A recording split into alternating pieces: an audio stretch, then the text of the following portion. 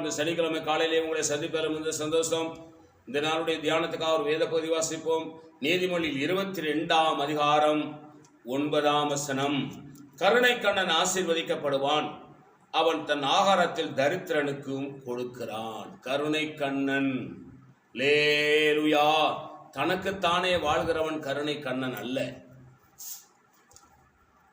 ஏழைகளை நினைத்து பார்க்கிறவன், ஏழைகளுக்கு உதவி செய்கிறவன், மற்றவர்களுக்கு தான தர்மம் செய்கிறவன், அவன் கருணை கண்ணன்.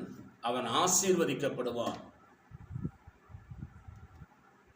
நீங்களும் நானும் நாம் ஆசீர்வாதமாய் இருக்கும் பொழுது, வாழ்ந்திருக்கும் பொழுது, சுகமாய் இருக்கும் போது, நமக்கு வேண்டிய நன்மைகள் நம்மிடத்தில் இருக்கும் பொழுது ஏழைகளை மறக்க வேண்டாம்.